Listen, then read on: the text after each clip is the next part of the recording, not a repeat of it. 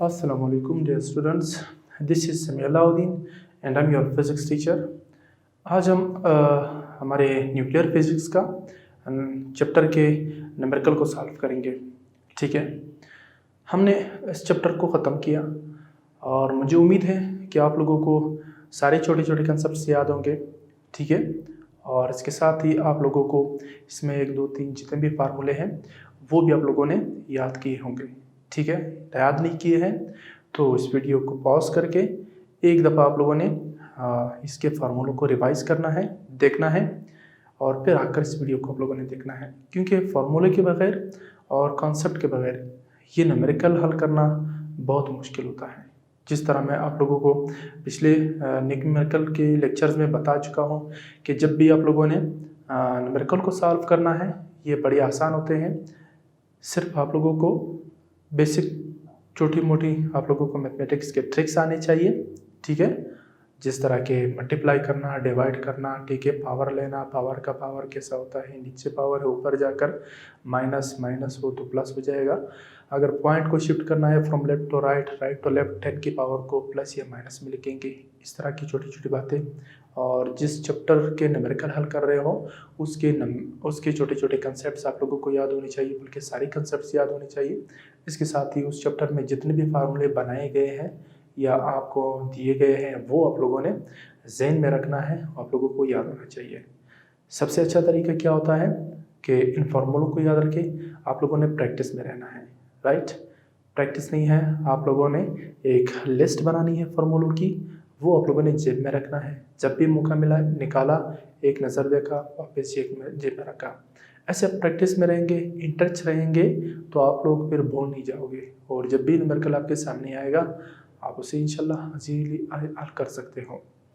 मैंने बताया था कि हम जब न्यूमेरिकल का किसी भी क्वेश्चन या स्टेम का जब हम लोग स्टेटमेंट पढ़ते हैं तो स्टेटमेंट में क्या होता है स्टूडेंट्स, हमें कुछ क्वांटिटीज़ गिवन होते हैं, उन क्वांटिटीज़ की हम लोगों ने पहचान करनी है, उनको निकालना है, वही हमारा डेटा होता है। राइट, तो फ्रॉम द स्टेटमेंट और step we collect all the data.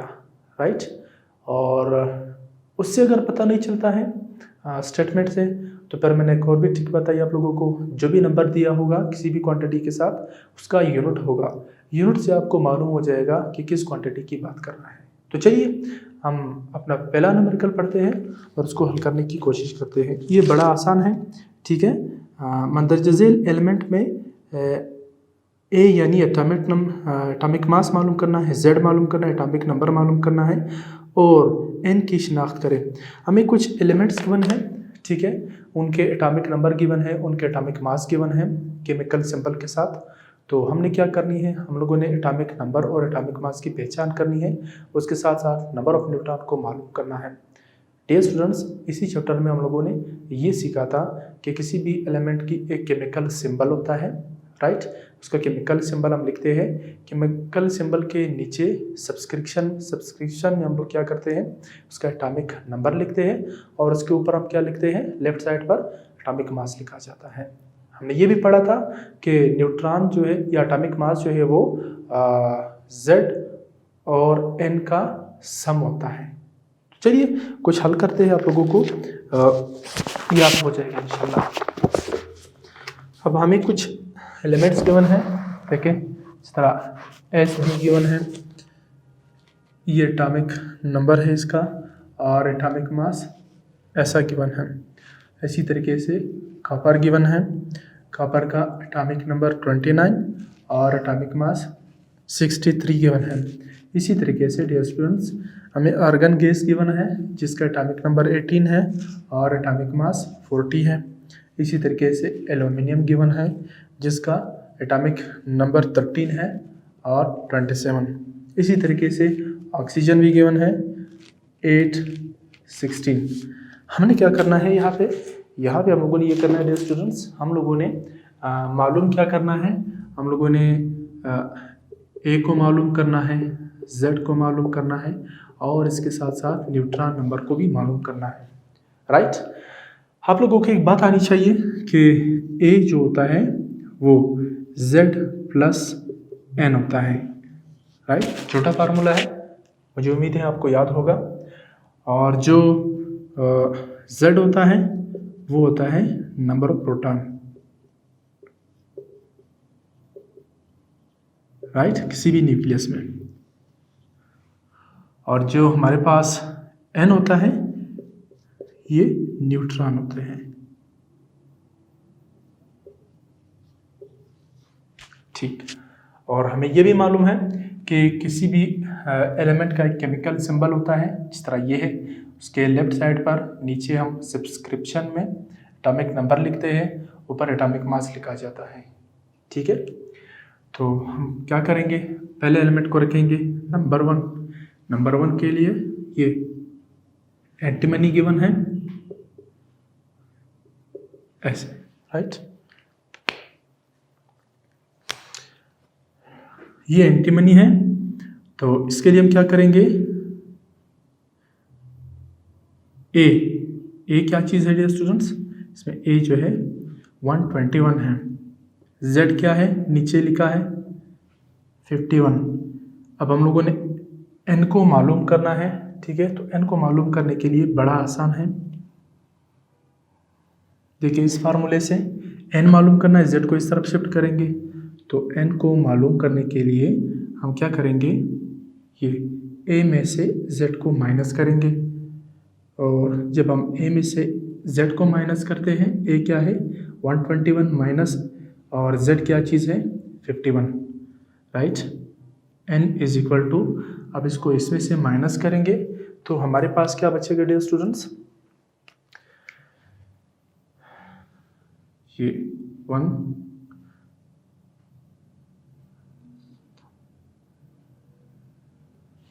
इसको करते हैं यहाँ कैलकुलेटर से,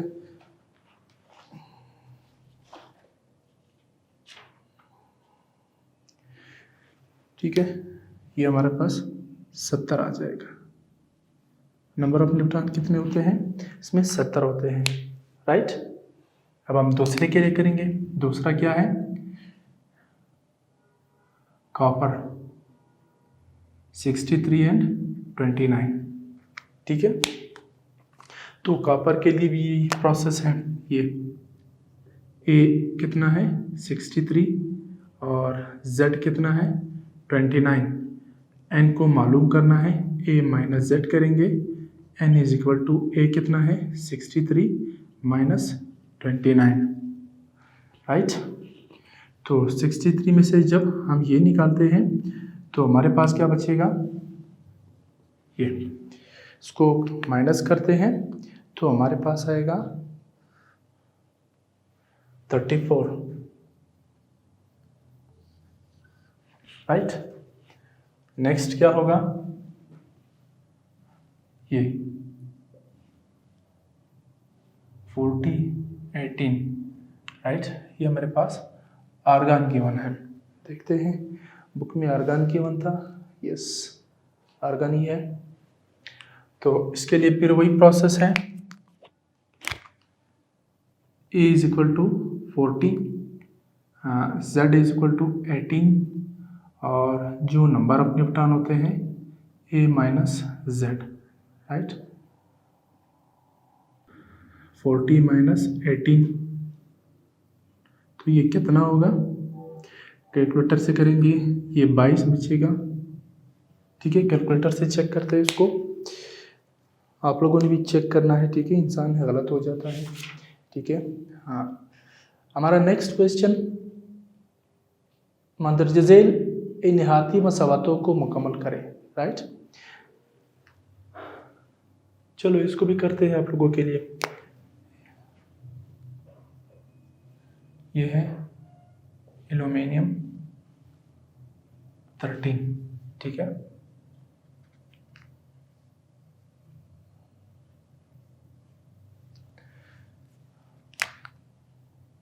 A is equal to 27, Z is equal to 13, N is equal to A minus Z, N is equal to ये 27 माइनस 13 करेंगे तो हमारे पास रिजल्ट क्या बनेगा 14 आएगा, राइट। देखो 14 को प्लस कर लो 13 के साथ, दोबारा आपको क्या मिलेगा, एटॉमिक मास मिलेगा। लास्ट वन देखते हैं, ये ऑक्सीजन 16 है और 8 है। A is equal to 16, Z is equal to 8, number of neutron A minus Z, number of neutron 16 minus 8, ये होगा 8। ठीक, तो ये हमारा पहला न्यूमेरिकल है जो कि बहुत आसान है। ये 1-2 नंबर का आ सकता है आपके एग्जाम में। आप लोगों ने इसको इस तरीके से सॉल्व करना है।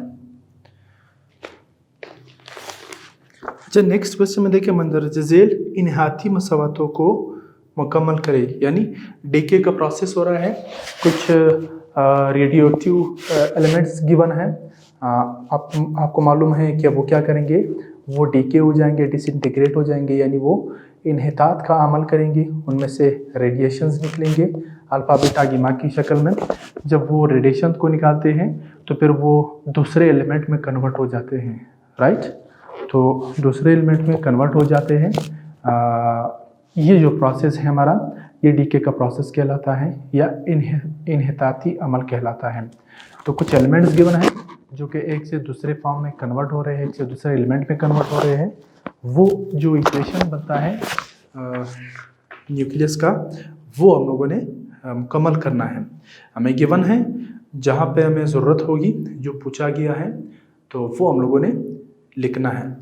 अब इसमें देखिए क्वेश्चन नंबर 2, पहले इसको मुकम्मल करते हैं, उसके बाद इस पर आते हैं, बात करते हैं। ये गोल्ड गिवन है,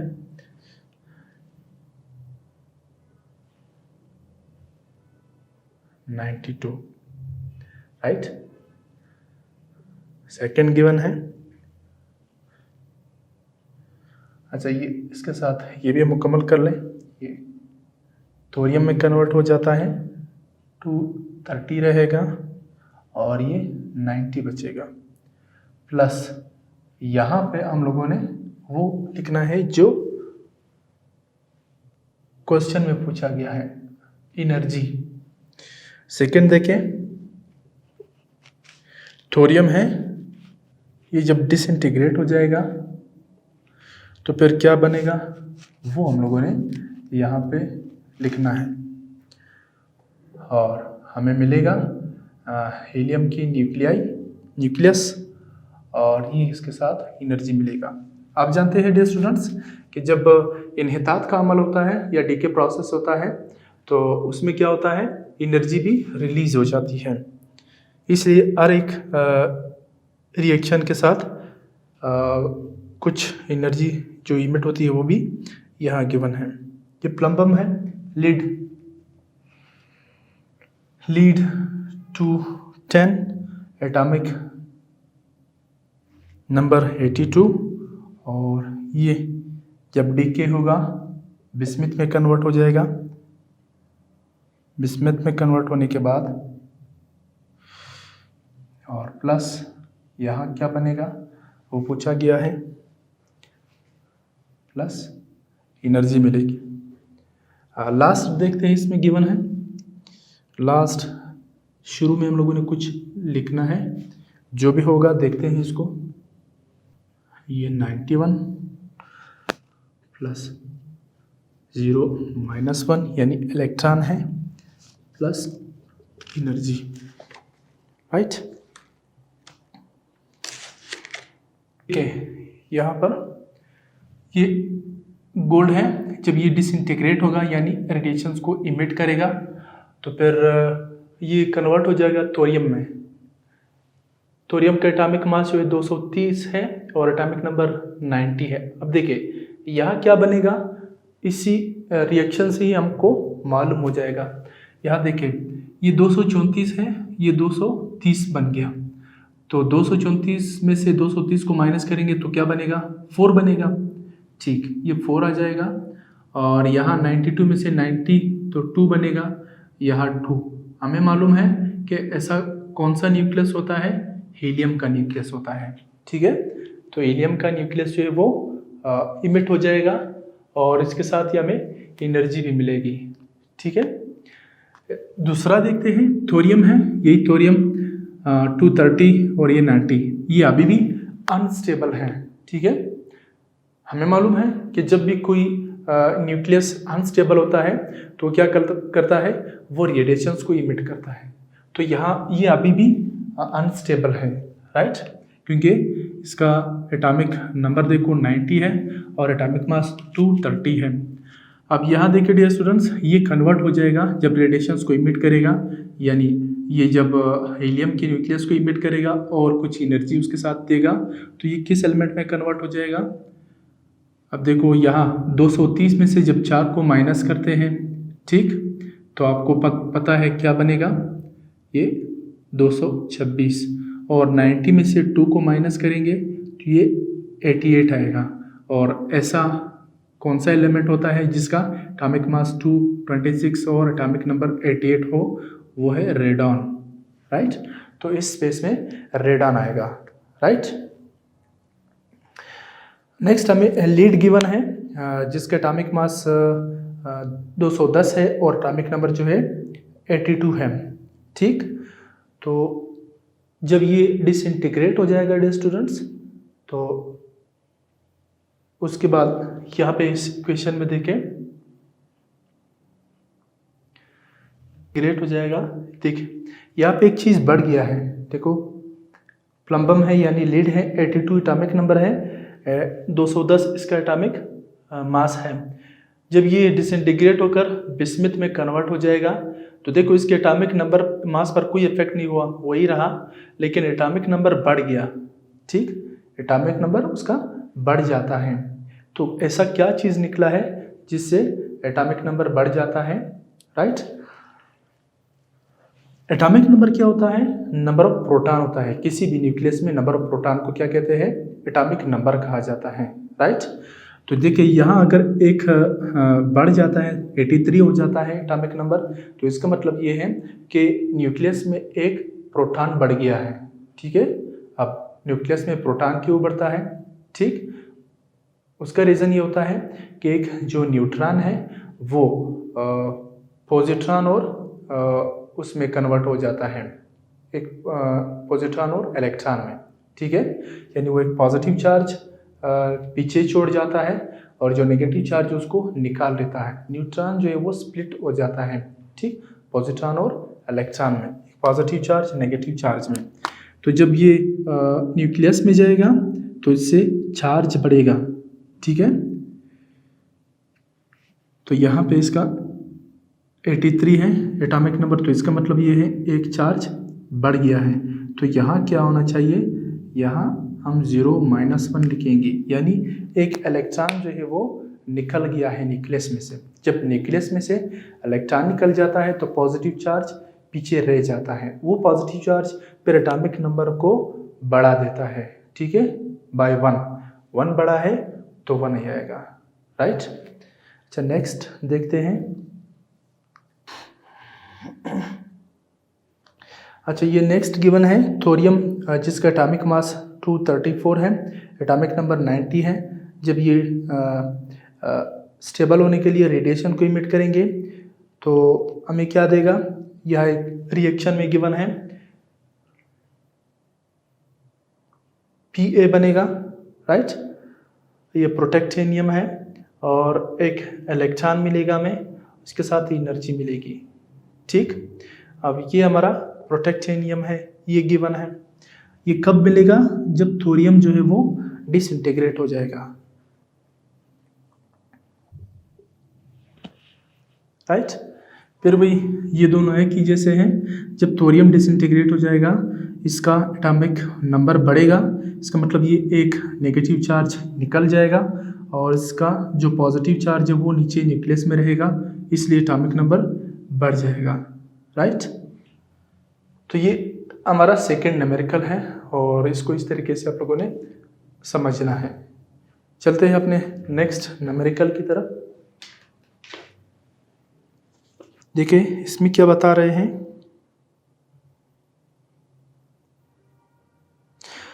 रेडियम 226 यानी रेडियम जो एक रेडियो एक्टिव एलिमेंट है उसका एटॉमिक मास 226 है, की हाफ लाइफ 1600 साल है। एक रेडियम है जिसका एटॉमिक मास 226 है, उसका जो हाफ लाइफ है वो 1600 साल है, यानी 1600 साल गुजरने के बाद वो आधा रह जाएगा। उसका ओरिजिनल सैंपल जितना भी है, सपोज़ फ़र्ज़ करते हैं कि उसके जो ओरिजिनल न्यूक्लियाई पड़े हैं, सैंपल में जो न्यूक्लियस पड़े हुए हैं वो 1000 हैं, तो 1600 साल गुजरने के बाद वो 500 रह जाएंगे, यानी उसका हाफ लाइफ जो है वो 1600 साल है, राइट। हर 1600 साल गुजरने के बाद उसके ओरिजिनल तादाद की आधी तादाद रह जाती है। तो यहाँ पे हमें रेडियम 226 गिवन है, हम डेटा लिखेंगे, this is question number 3, right. यानी हाफ लाइफ गिवन है, हम हाफ लाइफ को इस सिंबल से डिनोट करते हैं, it is equal to 1600 years, right. Radium 226 के 200 मिलीग्राम नमूने की कितनी मिकदार 6400 साल गुजरने के बाद भी रेडियोएक्टिव होगी, राइट। तो जो ओरिजिनल सैंपल गिवन है, आप जानते हैं कि ओरिजिनल जो सैंपल होता है या ओरिजिनल एटम होते हैं, ठीक है, डीके होने से पहले उसको N0 से डिनोट करते हैं हम लोग, राइट। तो ये जो है कितना है, अगर ये 200 मिलीग्राम है, 200 मिलीग्राम की कितनी मिकदार 6400 साल गुजरने के बाद रह जाएगी। तो जो टाइम गिवन है वो कितना है, 6400 साल, राइट। अब 6400 साल गुजरने के बाद ये कितना रहेगा बाकी, ये हम लोगों ने मालूम करना है कि कुछ वो है डियर स्टूडेंट्स, आप लोगों ने इसको ज़हन में रखना है। ये ओरिजिनल है, राइट। सपोज कि कुछ हमें 200 मिलीग्राम ये एक सैंपल पड़ा हुआ है, राइट। रेडियोएक्टिव जो एलिमेंट है, यानी ये क्या कर रहा है, अब अगर ये 200 मिलीग्राम है, ये न्यूक्लियाई जितनी भी है, राइट, इसकी ओरिजिनल तादाद है, तो वो हम N0 से डिनोट करते हैं, राइट। डीके होने से पहले ये अभी तक डिसइंटीग्रेट नहीं हुए हैं, इन्होंने रेडिएशंस को इमिट नहीं किया है, सपोज, ठीक। तो इसका वज़न कितना है, 200 मिलीग्राम, और इसके ओरिजिनल एटम की तादाद कितनी है, इस सैंपल में कितनी तादाद है, वो न्यूक्लियाई जो अभी तक डिसइंटीग्रेट नहीं हुए हैं, जिन्होंने अभी तक रेडिएशंस को इमिट नहीं किए हैं, उसको हम N0 से डिनोट करते हैं, ओरिजिनल नंबर ऑफ न्यूक्लियाई, ठीक है, इन द गिवन सैंपल। वो कहता है कि अगर हाफ लाइफ 1600 साल हो, यानी इस सैंपल पर 1600 साल गुजर जाते हैं, ठीक, तो फिर उसके आधे रह जाएंगे, 200 मिलीग्राम है, ठीक है, तो उसके अंदर जितने न्यूक्लियाई हैं, फर्ज कर ले 1000 है, तो 1600 साल गुजरने के बाद वो 500 रह जाएंगे। लेकिन अभी ये मालूम नहीं है हमें कि इसमें कितने नंबर ऑफ न्यूक्लियाई है, हमने उसको N0 से डिनोट किया है, ठीक है। सिर्फ हमें ये मालूम कि 200 मिलीग्राम है, राइट। और अगर हम इसको रहने दें, पड़े रहने दें, 6400 साल गुजर जाए, राइट, देखो सारी लॉजिकल बातें हैं। अब ये नहीं है कि हम बैठ जाए और 1600 साल 6400 साल इसका इंतज़ार करते रहे, नहीं, ये सारी लॉजिकल बातें हैं, ठीक है। एक लॉजिक से एक बात की जाती है। तो टाइम अगर 6400 साल गुजर जाए, तो फिर ओरिजिनल सैंपल का जो कि 200 मिलीग्राम था, उसमें नंबर ऑफ न्यूक्लियाई N0 थे, वो कितने रहेंगे, राइट। तो फर्ज करते हैं कि यहाँ टाइम गुजरा 6400 साल, उसके बाद ये जो सैंपल है, ये कितना रहेगा, ये हम लोगों ने वो N रहेगा, डिसइंटीग्रेट होने के बाद रेडिएशंस निकल जाएंगे, ये हाफ लाइफ इनकी गुजरती जाएगी, तो ये कितना रहेगा। अब देखिए, अगर मैं सिंपल एक बात करूँ कि एक हाफ लाइफ गुजर जाए, राइट, यानी 1600 साल गुजर जाए, तो इसका आधा तादाद रहेगा, सपोज वो 1 मिलीग्राम होगा, राइट।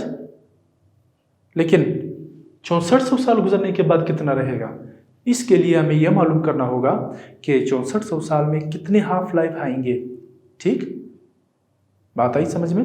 6400 साल में कितने हाफ लाइफ आएंगे, तो उसके मुताबिक हम बता सकेंगे कि भाई अगर 10 हाफ लाइफ्स आते हैं तो फिर हम उसको एक हाफ लाइफ के बाद आधा करेंगे, दूसरा हाफ लाइफ गुजरने के बाद उसका आधा करेंगे, फिर तीसरा हाफ लाइफ गुजरने के बाद उसका आधा करेंगे। इस तरह आधा करते करते करते करते 6400 साल जब गुजर जाते हैं तो हमें आखिरी जो सैंपल रहेगा रेडियोएक्टिव एलिमेंट का उसका पता चल जाएगा। तो ये सारी बातें हम लोग एक फार्मूले से निकालेंगे और वही हमें रिजल्ट देगा, ठीक है। और मुझे उम्मीद है ये फार्मूले याद होंगे आपको।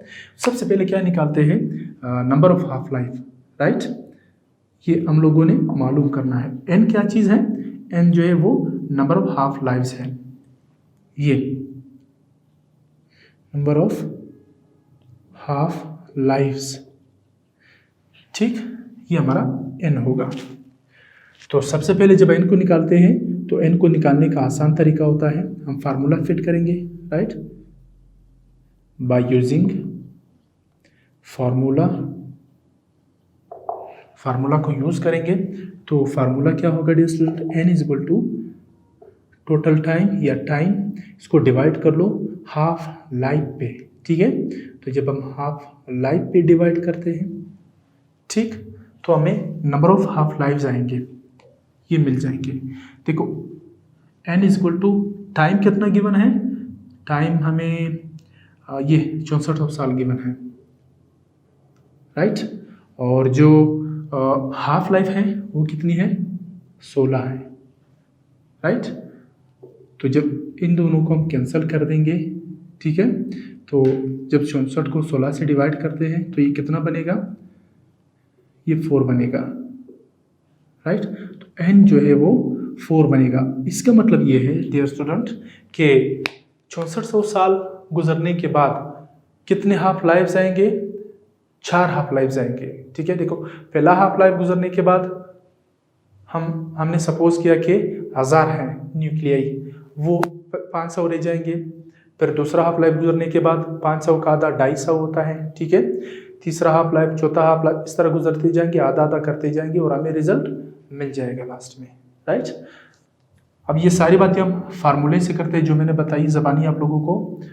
इसके लिए फार्मूला क्या है, वी नो दैट n, ठीक है, यानी 4 हाफ लाइफ गुजरने के बाद n कितना रहेगा, उसके लिए फार्मूला क्या है, n is equal to n naught into half whole power n।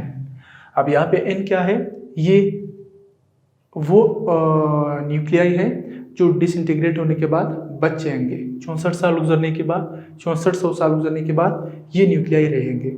N not क्या है, original number of nuclei, right. और हाफ इंटू एन, एन क्या है, नंबर ऑफ हाफ लाइव्स।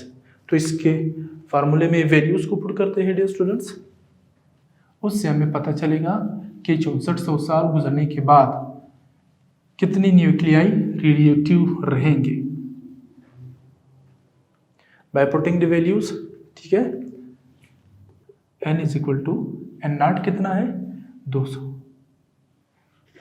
और मल्टीप्लाई बाई हाफ, n कितना है स्मॉल n, वो अभी हमने निकाला 4।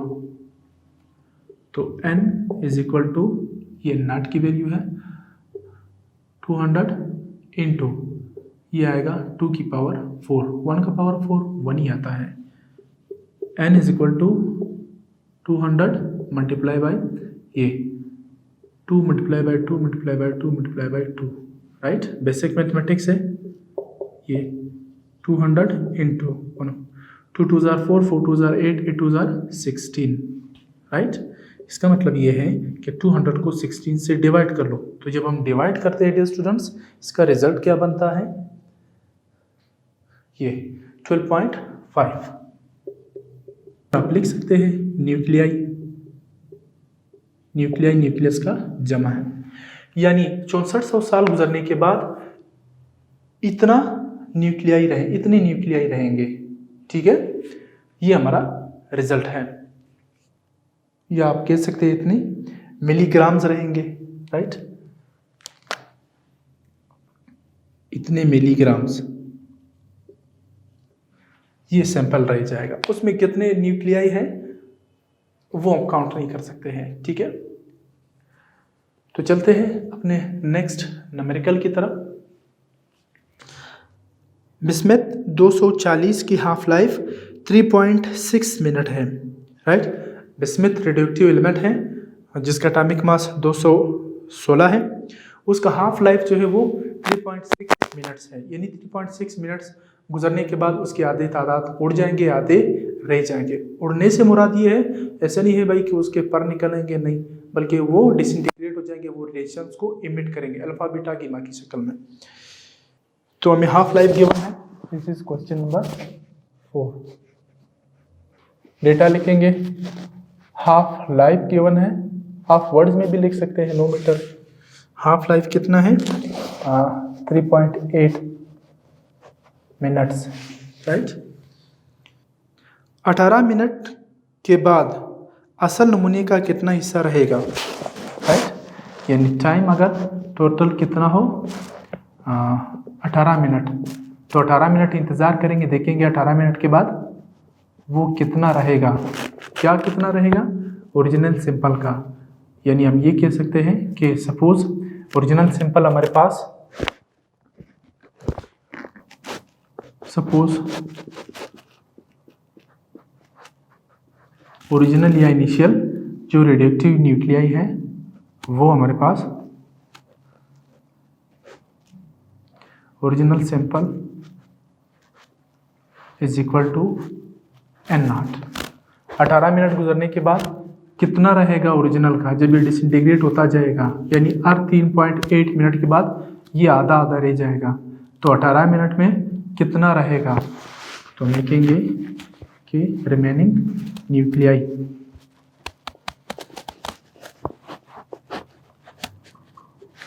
ठीक है, बाकी मादा जो न्यूक्लियाई हैं वो, ठीक, ये हम लोगों ने मालूम करना है।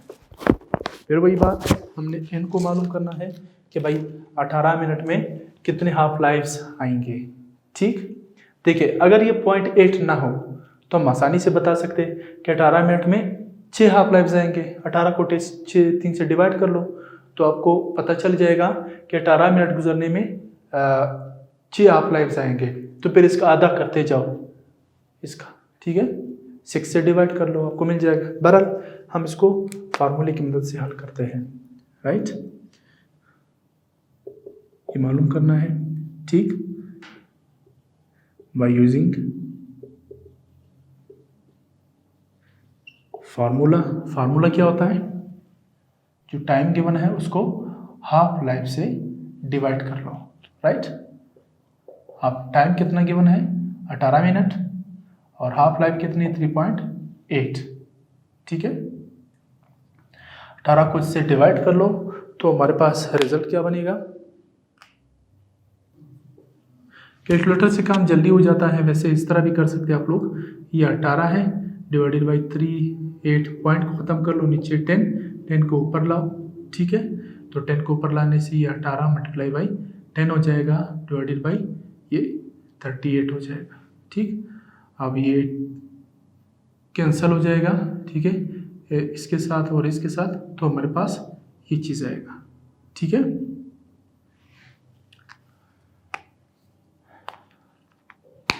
ये 1, ये 2, फिर ये 2, 5, ये हमें मिला। अब हम लोगों ने क्या करना है डियर स्टूडेंट्स? n को मालूम करना है। रिमेनिंग न्यूक्लियाई, जो न्यूक्लियाई डिसइंटीग्रेट होने के बाद बचेंगे, जो अभी तक डिसइंटीग्रेट ना हो, तो इसके लिए फार्मूला है n0 into 1/2 whole power n। n is equal to, ये n0 हमें गिवन है, तो 1/2 होल पावर कितना है? 5, n5 है। तो हम लिखेंगे n is equal to n0 1/2, 2 की पावर 5, ये n is equal to n0 1/2 की पावर 5 क्या होता है? 2 multiply by 2 multiply by 2 multiply by 2 multiply by 2। n is equal to n0 into 2 2 ज़ार 4, 4 2 ज़ार 8, 8 2 ज़ार 16, 16 2 ज़ार 30 and 2। तो जो n बचेगा 18 मिनट के बाद अगर हाफ लाइफ 3.8 मिनट है, वो ओरिजिनल सैंपल का 132 पार्ट बचेगा। ठीक है, इसको अगर मैं आसान अल्फाज में बताना चाहूँ तो जो ओरिजिनल सैंपल है उसको 32 से डिवाइड कर लो, यानी 32 हिस्सों में डिवाइड करेंगे। ठीक है, तो जो 32वां हिस्सा आएगा वो ओरिजिनल सैंपल का रह जाएगा। ठीक है, यानी एक सैंपल गिवन है N0, वो 18 मिनट गुजरने के बाद कितना रहेगा जब हाफ लाइफ 3.8 मिनट हो। तो उसके लिए आप सिंपली ये हम लोगों ने निकाल लिया। तो ओरिजिनल सैंपल सपोज कि वो 1200 है। ठीक है, 1200 न्यूक्लियाई है, तो 1200 न्यूक्लियाई को 32 हिस्सों में डिवाइड कर लो। ठीक है, वो जो 32वां हिस्सा आएगा वो हमारा N होगा। इतने नंबर ऑफ न्यूक्लियाई बचेंगे, बाकी सारे के सारे डिसइंटीग्रेट हो जाएंगे, उड़ जाएंगे, वो रेडिएशंस को इमिट करेंगे, स्टेबल हो जाएंगे। अनस्टेबल फिर इतने रहेंगे, N0 को 32 से डिवाइड कर लो। राइट।